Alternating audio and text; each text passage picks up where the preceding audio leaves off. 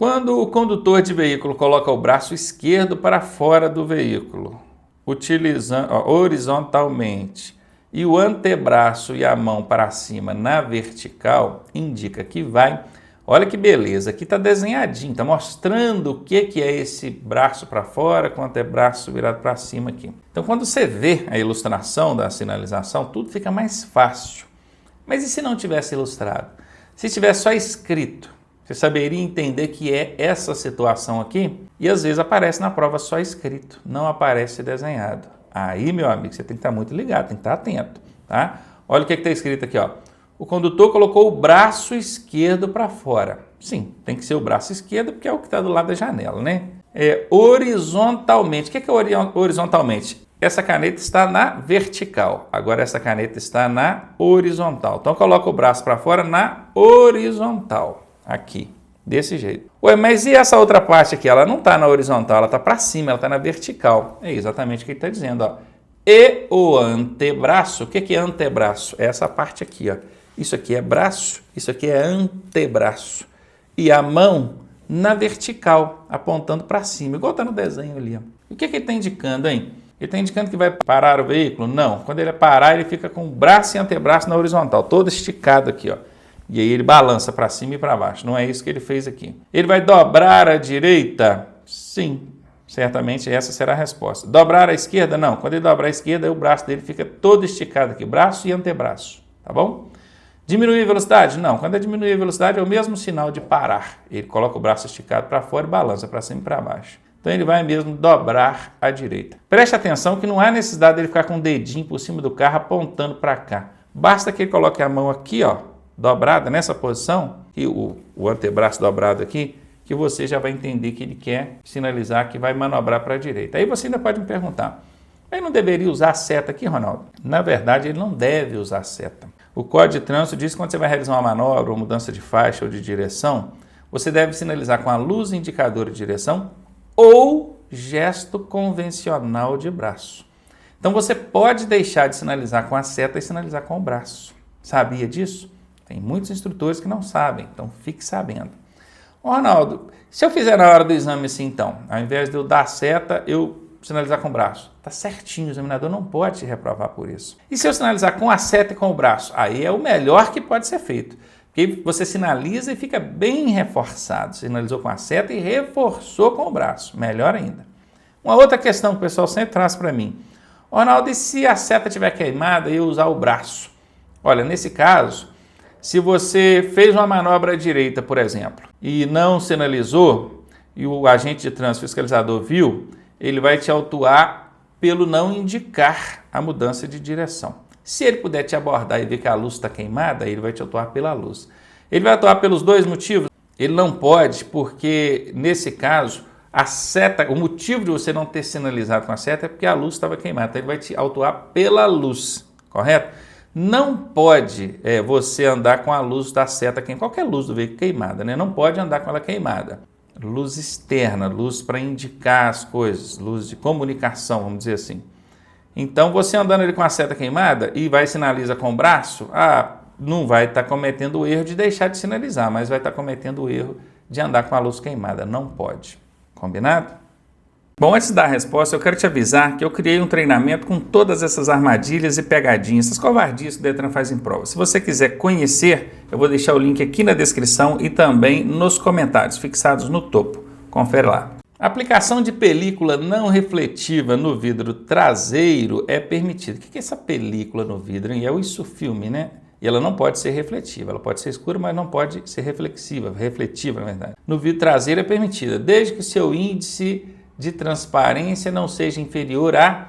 Presta atenção na regrinha, ó. 75, 70, 28, 28. Isso é o quê? Isso é a porcentagem. 75, 70, 28, 28. Guarda isso. Ó, para-brisa, que é o vidro da frente. Janelas da frente, que é do motorista e do passageiro da frente.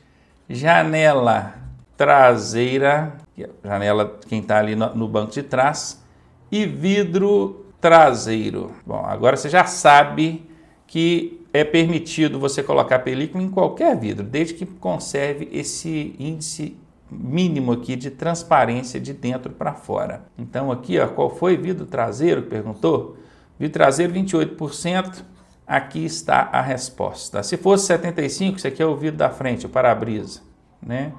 Aqui os janelas da frente. Tranquilo? Deu pra pegar aí, não deu? Letra C aí para nós. Cabe aos usuários das vias, exceto. Bom, o tal do termo exceto é horroroso. Isso não era para estar caindo mais em provas do Detran e infelizmente cai.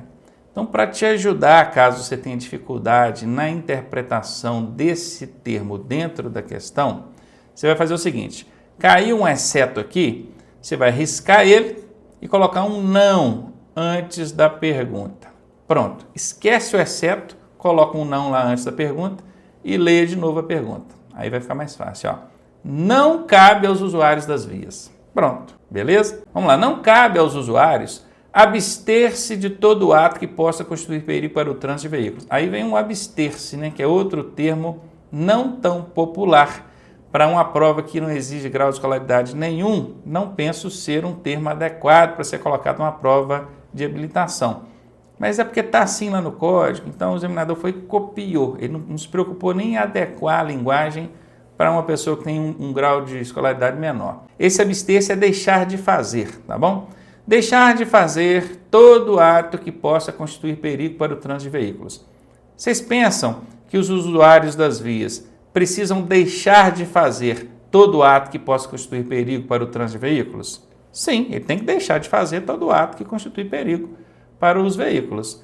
Então, a questão que é aquela que não é, essa aqui é, então eliminei. Abster-se, de novo, então quer dizer, deixar de fazer todo ato que possa constituir perigo para o trânsito de animais, assim como era para o trânsito de veículos, de animais também, mesma coisa. Tá certinho?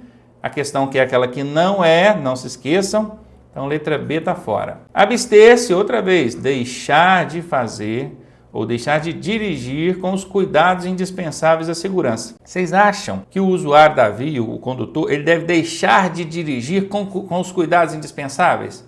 Claro que não, ele tem que dirigir com os cuidados indispensáveis e não deixar de dirigir com os cuidados indispensáveis. Essa é não. E não é o que a questão está querendo, não. Então, certamente, essa é a resposta. E a letra D, só por análise aqui, assegurar-se da existência de combustível suficiente. Vocês acham que quem vai pegar um carro, uma moto para sair, precisa antes verificar se tem combustível para chegar no local do destino? Claro que tem que verificar. Tanto para evitar dele ficar na mão, como para evitar dele ficar com o veículo imobilizado no meio da via ali, atrapalhando o trânsito, inclusive a infração de trânsito média e dá guincho, tá? Então, a alternativa D é certo, a questão que é aquela que não é, ficamos mesmo com a resposta C. É uma pergunta até fácil, mas os termos usados aqui não ajudam na interpretação. Então, é bom, caso você ainda não tenha entendido, volta essa questão aqui, a explicação, umas 2 ou 3 vezes, até você entender esses macetinhos que eu passei aqui, que aí vai ficar mais fácil se isso vier a cair na sua prova. Qual é a alternativa incorreta sobre como agir ao transportar outra pessoa em motocicleta? Incorreta. Cuidado, se a questão está pedindo a incorreta, cuidado para não esquecer e marcar a correta. Incorreta, como agir ao transportar uma pessoa em motocicleta. Vamos lá. Deve-se conduzir a motocicleta em velocidade reduzida. O que seria uma velocidade reduzida? Tem a velocidade compatível, que é aquela adequada, tem a velocidade elevada, ou acima do que seria o adequado, e tem a reduzida, que é muito baixa. Eu não sei não. Eu posso afirmar para você que reduzida não é uma regra, uma obrigatoriedade. Velocidade compatível, velocidade adequada, aí tudo bem. Essa letra A aqui eu fiquei meio suspeito com ela, tá? Como a questão está pedindo a incorreta, eu vou até colocar aqui um I de incorreta. Pode ser, né? Oriente o garupa quanto à inclinação correta nas curvas. Esse garupa aqui é o passageiro, né? Eu vou até colocar aqui entre aspas. Oriente o garupa entre aspas, porque é passageiro, quanto à inclinação nas curvas. Porque a curva, quando você faz com a motocicleta, não é virando o guidão, é deitando a motocicleta. Então, o garupeiro, né, aquele passageiro está lá atrás, se ele não sabe esse jogo aí, você vai fazer uma curva, você está jogando o corpo para um lado e está jogando para o outro, isso detona. Então, você tem que orientar ele quanto a essa inclinação aí. Acompanhe o jogo do corpo que eu estou usando aqui ou da moto, tá bom?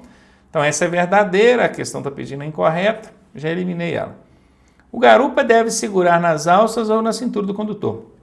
Bom, não tem lugar nenhum na legislação de trânsito que fala que ele deve segurar, né? Tem obrigação de segurar nas alças da moto, que ela tem ali atrás do assento ali, ou na cintura do condutor. Mas ele pode segurar, pode. O deve aqui que não ficou muito adequado. Deixei em stand-by aqui, não vou colocar que está certo nem errado. Nessa situação como? Transportando uma pessoa na garupa. A motocicleta necessita de mais torque. Mais torque vamos entender aqui como força, tá bom? O termo aqui, ó, se fosse usado força, ficaria mais fácil para a pessoa entender. E também de maior espaço de frenagem. O que vocês acham? Colocando uma pessoa na garupa, você precisa de mais tempo para frear a motocicleta e parar do que quando você está sozinho? Claro que sim, né? Porque é mais peso, vai demorar mais para parar. Então aqui está certinha, a questão está pedindo é incorreta, essa aqui não é incorreta. Entre a A e a C, eu fico com a A, porque a C ela pode, não vou dizer que não deve aqui, mas pode. Já a A não faz sentido, você não precisa andar com velocidade reduzida. Se até quiser, tudo bem, mas reduzida, deve andar com velocidade reduzida. Não, ande com a velocidade compatível, adequada para a situação, tá bom assim? Então letra A é a resposta aí. O efeito estufa tem como consequência, bom, como é que eu vou saber a consequência se eu não sei o que é efeito estufa? Então vamos lá rapidamente, hein? Nós temos aqui o Sol, a Terra, aliás, esse aqui é o planeta Terra. Nós temos aqui o Sol, muito bem. O Sol aquece o planeta Terra, confere? Até aí, tudo bem. Só que parte desse calor, ele é rebatido e retorna para o espaço, dissipa para o espaço. Se não fosse uma redoma de carbono que tem aqui ao redor do planeta, esse calor seria todo refletido e o nosso planeta teria uma temperatura em torno de menos 30 graus. Não dá para viver numa temperatura dessa, é muito congelante, concorda? Então, ótimo, a própria natureza cuidou de criar essa redoma de carbono aqui ao redor do planeta, que ela é produzida por meio de pântanos, fezes de animais e outros. Isso é feito naturalmente. Só que os efeitos da ação humana por meio da queima de combustível dos automóveis, dos veículos automotores, das indústrias e outros, fez o quê? Aumentou muito essa redoma aqui, ela ficou muito grossa. É como se você dormisse no verão com 2 cobertores. Então o que acontece? Todo o calor do Sol que chega aqui fica retido. Ele não consegue ser dissipado para o espaço. E isso faz a temperatura da Terra aumentar demais.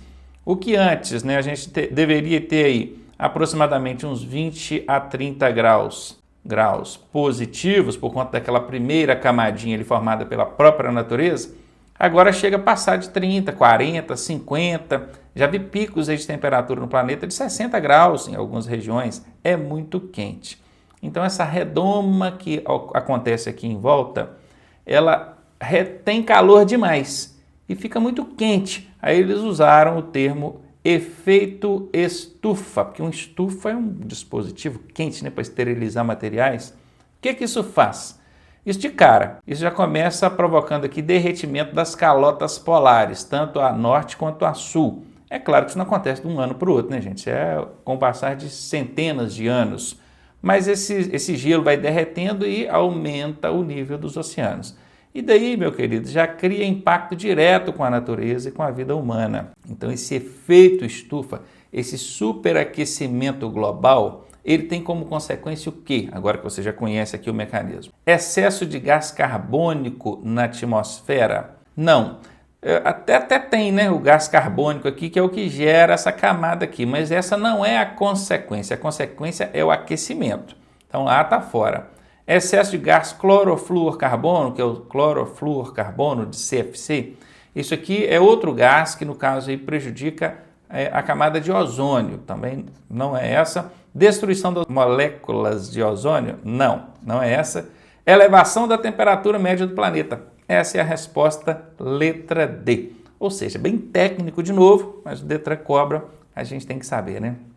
Após a devida constatação de condução do veículo sob o efeito de álcool, Será lavrado o auto de infração e adotadas as providências de ou pegar o camarada dirigindo alcoolizado. Constatação de condução do veículo sob efeito de álcool. Aqui não falou a quantidade.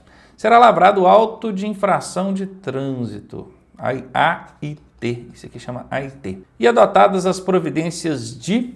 Olha, isso aqui está diretamente relacionado ao momento da abordagem. Perceba, lavrado o auto de infração de trânsito. O agente de trânsito abordou, por meio do teste do etilômetro, constatou que a pessoa estava sob efeito de álcool e aí lavrou o auto de infração de trânsito. Nesse mesmo momento, ele precisa de adotar outras posturas, porque ele não pode deixar o camarada sair dali dirigindo esse veículo. Confere.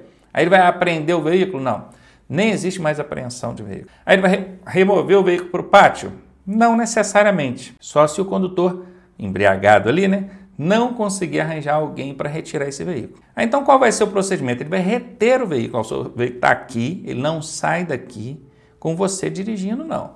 Arranja alguém são e habilitado para poder retirar. Como é que chama essa postura do agente? O seu veículo está aqui, ele está aqui, está retido. Isso é uma medida administrativa. Onde está isso? Aqui, medidas administrativas previstas pelo Código de Trânsito Brasileiro. Então ele vai lavrar o auto de infração, que o pessoal chama de multa, ainda não é a multa, mas já o pessoal conhece como multa, e vai adotar medidas administrativas, nesse caso a retenção do veículo e o recolhimento da habilitação do condutor bebum. Letra C aqui é a resposta. Utiliza-se de legendas e pictogramas para identificar as vias. Legendas e pictogramas, símbolos, desenhos, tá bom assim? Para identificar as vias, os destinos, os locais de interesse, além de orientar os condutores quanto aos percursos, distâncias e serviços auxiliares. O que é isso, hein? Sinalização de advertência? Não. Sinalização de advertência não indica sobre serviços auxiliares. Então, aqui está fora. Sinalização de indicação? Ah, sim, a sinalização de indicação tem todas essas finalidades aqui. Certamente será essa a resposta. Dispositivos auxiliares? Não. Letra C está fora. Dispositivos luminosos? Também não. Letra B. Nós temos aí sinalização de regulamentação, nós temos sinalização de advertência e nós temos sinalização de indicação. Regulamentação são as impositivas, aquelas pode, não pode, elas proíbem, ou então permitem ou restringem. Advertências são aquelas que alertam sobre riscos e circunstâncias encontrados na via. E as de indicação têm exatamente essa finalidade, indicar, identificar vias, mostrar locais de interesse comum, serviços auxiliares, atrativos turísticos, percursos, distâncias. Confere? Então, aí, letra B para você. Qual modelo de óculos é obrigatório para o uso com o capacete aberto? O capacete aberto é aquele que não tem viseira e não deve ser substituído por qualquer outro modelo. Que óculos é esse, hein? Seria o óculos de proteção. Óculos de proteção, sim, para proteger os olhos. Ele substitui a viseira do capacete. Interessante que aqui a gente fala capacete aberto, aí eu disse sem viseira. Mas, na verdade, pode ser um capacete com viseira, mas está com a viseira levantada. Aí você vai, obrigatoriamente, você tem que usar o óculos de proteção, que é o óculos apropriado para andar de moto. Então, essa serve como resposta. Óculos corretivos ou de sol. Óculos corretivo é óculos de grau, aquele que a pessoa tem dificuldade de ler. Ele usa ali lentes corretivas, óculos corretivos. Esse não substitui aqui a viseira. E também óculos de sol não substitui, tá? Se pegar você andando só com óculos de grau ali ou óculos escuro, em substituição à viseira, vai ser autuado. Óculos de equipamento de proteção individual, EPI. EPI aqui, equipamento de proteção individual. Esse é o pessoal usa em obra, às vezes trabalha numa marcenaria, aí para não voar nada no olho ali, aí ele acaba usando esse EPI, aquele óculos de proteção, equipamento de proteção individual. Isso para trabalho, isso não é para andar de moto não, tá fora. Todas acima estão corretas? Não, não estão corretas. A B não está correta, a C não está correta, então não é todas não. A resposta é letra A.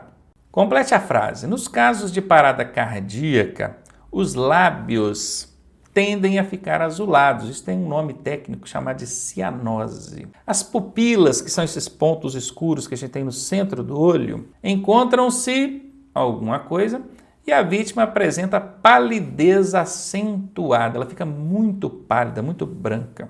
Imagina comigo, parada cardíaca. O que o coração faz? Cardíaco é de coração, né? bombeia o sangue para o organismo. Se o coração parou, o sangue para de circular, a pessoa tende a ficar pálida, né? Pálida. Então isso aqui é verdade. Os lábios tendem a ficar arroxeados. Isso é verdade, azulados, arroxeados, a cianose aqui. E as pupilas? O que acontece com as pupilas? Esses pontos que tem no centro do olho. Elas ficam contraídas? Contraídas é quando elas fecham. Elas ficam enrijecidas? Enrijecida é dura. Não, isso não endurece não, já vou até tirar. Dilatadas? Pode ser. Então, contraídas ou dilatadas. Ou ficam rígidas. Rígidas ou enrijecidas é a mesma coisa, tá fora. A dica aqui a questão aqui é saber se elas vão ficar contraídas, as pupilas, ou dilatadas. Parada cardíaca, as pupilas ficam dilatadas, grandonas, tá? Então tá aqui a resposta, letra C. Localize a metade inferior do osso externo. Alguém pode estranhar esse externo escrito com S aqui, porque a gente conhece a palavra externo. Essa palavra aqui, ela quer dizer externo, do lado de fora, para fora. Mas isso aqui não é a mesma coisa que isso aqui. Isso aqui é o nome do osso, por isso que ele é escrito com S dessa forma. E é por isso que ele está com E maiúsculo, porque é um nome, ok? Então esse osso chamado externo, é esse osso que a gente tem no meio do peito aqui, ó, subindo 2 dedos a partir do início da costela. Acha aqui o primeiro osso da costela, vem aqui na pontinha dela, sobe 2 dedos. Esse é um dos procedimentos para executar a massagem cardíaca. Sim, que é para você encontrar o local exato aqui de fazer a compressão, que deve ser repetida cerca de quantas vezes por minuto? Massagem cardíaca, compressão no tórax aqui, para fazer o coração bombear o sangue, deve acontecer num ritmo de, em média, 100 vezes por minuto. Letra C, a resposta.